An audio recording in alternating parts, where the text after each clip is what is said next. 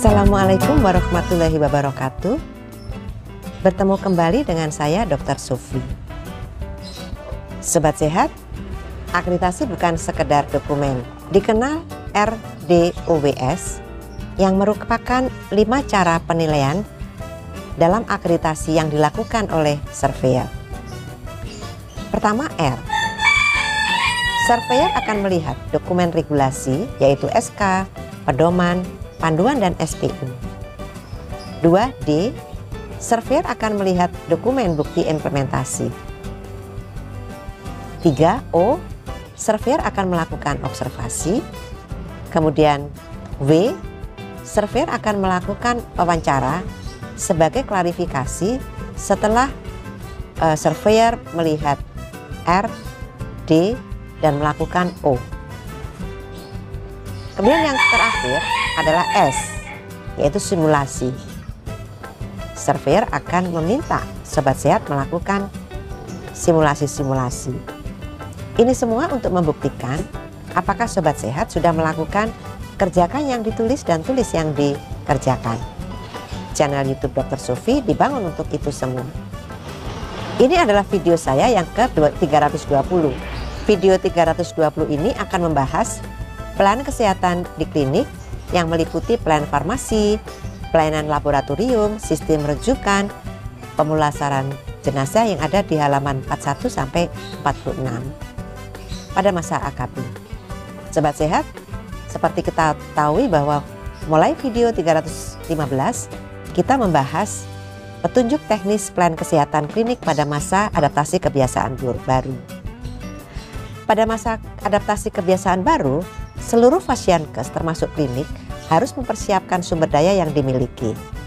Standar prosedur operasional atau SPO yang dilaksanakan harus disesuaikan dengan memperhatikan keselamatan tenaga kesehatan dan masyarakat penerima pelayanan agar terhindar dari penularan COVID-19. Petunjuk teknis pelayanan kesehatan klinik pada masa AKB disusun sebagai acuan bagi klinik dalam melaksanakan tugas dan fungsinya pada masa AKB. Bagaimana pelayanan kesehatan di klinik pada masa AKB? Pembahasan pelayanan kesehatan di klinik pada masa AKB meliputi persiapan, penerapan triase, penerapan jaga jarak, pelayanan rawat jalan, pelayanan rawat inap, pelayanan gigi, pelayanan farmasi, pelayanan laboratorium, sistem rujukan, dan pemulasaran jenazah. Pembahasan pelayanan kesehatan di klinik ini akan kita bagi menjadi 3 video, dan di video 320 ini kita akan membahas pelayanan kesehatan di klinik meliputi pelayanan farmasi, pelayanan laboratorium, sistem rujukan, pemulasaran jenazah yang ada pada masa AKB. Yuk kita bahas secara bertahap. Pelayanan farmasi. Pelayanan farmasi meliputi pertama, melakukan persiapan pelayanan. Kedua, penerapan jaga jarak atau physical distancing. Kemudian kegiatan pelayanan diupayakan dengan memanfaatkan sistem informasi dan telekomunikasi untuk mengurangi jumlah pasien di ruang tunggu. Pelayanan farmasi dapat memanfaatkan sistem pengantaran obat dengan ketentuan bahwa pengantar wajib menjamin keamanan dan mutu, menjaga kerahasiaan pasien, memastikan obat dan bahan medis habis pakai atau BMHP sampai pada tujuan, dan mendokumentasikan serah terima obat dan BMHP. Bagi pasien lansia, penyakit tidak menular PTM dan penyakit kronis atau degeneratif lainnya dengan pengobatan jangka panjang yang ditanggung oleh JKN, obat dapat diberikan untuk jangka waktu 2 bulan. Dan pengambilan obat dapat diwakili jika tidak ada keluhan sesuai dengan surat edaran Direktur Jaminan Pelayanan Kesehatan BPJS nomor 14 tahun 2020 tentang pelayanan kesehatan bagi peserta JKN selama masa pencegahan COVID-19. Anak dengan penyakit penyerta dapat melanjutkan pengobatan rutin yang dikonsumsi selama ini dengan pengambilan obat diwakili orang tua. Bagi penyakit yang memerlukan pemantauan dan pengawasan setiap hari minum obat seperti penyakit tuberkulosis, termasuk tuberkulosis resisten obat, dapat menggunakan bantuan teknologi seperti Video Observed Therapy atau VOT, video call. Kita lihat gambar 25. Pelayanan farmasi di masa adaptasi kebiasaan baru dengan menerapkan jaga jarak atau physical distancing dan menggunakan kaca pembatas. Selanjutnya kita bahas pelayanan laboratorium. Pelayanan laboratorium dilakukan dengan satu, melakukan persiapan pelayanan, kedua, penerapan jaga jarak atau physical distancing. Pasien suspek COVID-19 atau pasien ILI, pemeriksaan laboratorium berupa rapid test antigen atau antibodi dapat dilakukan di klinik dan petugas harus menggunakan APD sesuai standar.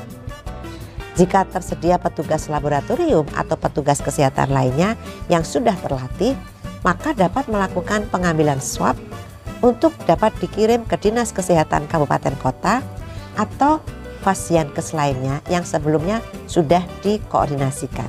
Jika klinik tidak dapat melakukan pengambilan swab, dapat berkoordinasi dengan Puskesmas sebagai penanggung jawab wilayah dan Dinkes Kabupaten Kota.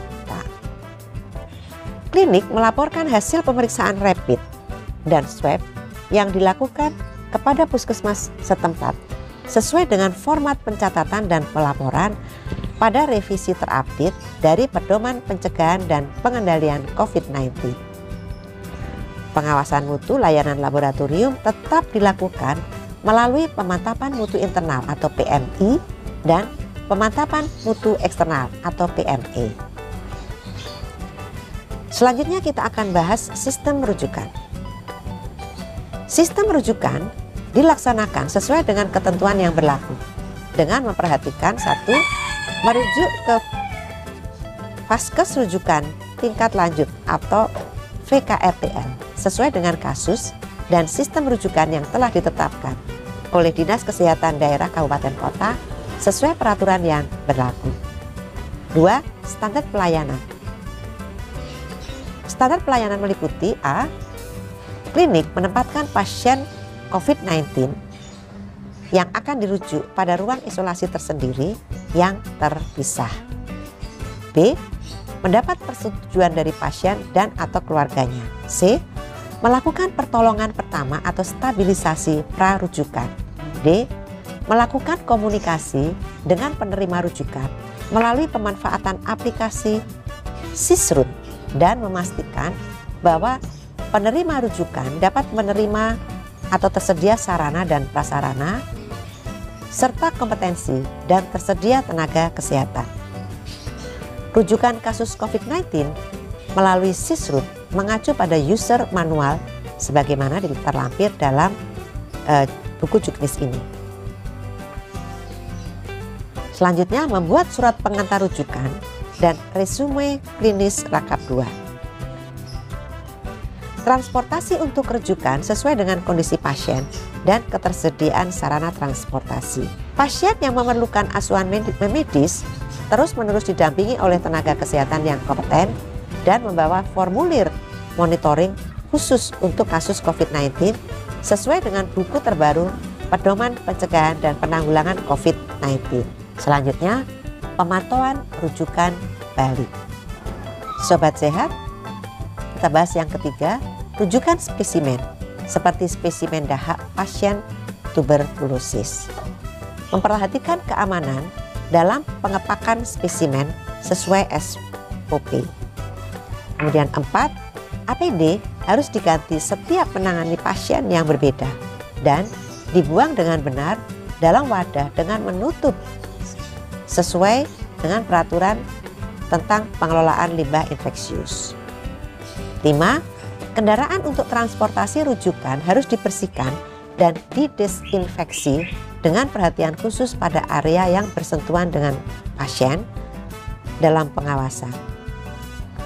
Pembersihan menggunakan disinfektan yang mengandung 0,5% natrium hipoklorit, yaitu setara dengan 5000 ppm dengan perbandingan 1 bagian disinfektan untuk 9 bagian air. Selanjutnya C, pemulasaran jenazah. Pemulasaran jenazah pasien COVID-19 mengacu pada pedoman yang berlaku. Apabila klinik akan melakukan pemulasaran jenazah COVID-19, harus memastikan ketersediaan sumber daya di klinik tersebut seperti SDM yang telah memperoleh peningkatan kapasitas, APD petugas ruangan, peti jenazah, dan bahan habis pakai lainnya terkait pelaksanaan pemulasaran. Klinik yang akan melakukan pemulasaran jenazah berkoordinasi dengan puskesmas, penanggung jawab wilayah dan dinkes kabupaten kota setempat. Selanjutnya, surat keterangan kematian menggunakan formulir surat keterangan kematian yang berlaku di klinik sesuai hasil pemeriksaan dokter. Penyebab kematian perlu dipastikan oleh dokter yang memeriksa apakah terkait dengan COVID-19 atau tidak, karena hal ini akan mempengaruhi prosedur pemulasaran jenazah.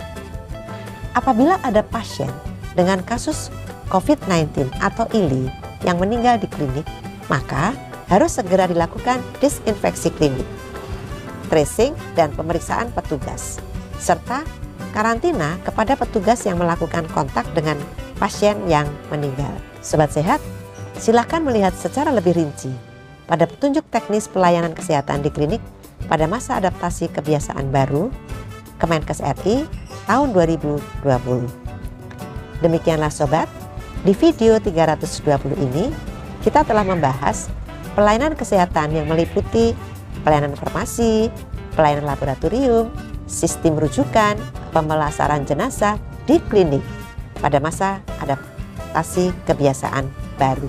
Kita akan bertemu kembali di video 321 untuk membahas tentang peran pemilik klinik, puskesmas, dan dinas kesehatan pada halaman 49 sampai 51. Sampai di sini dulu.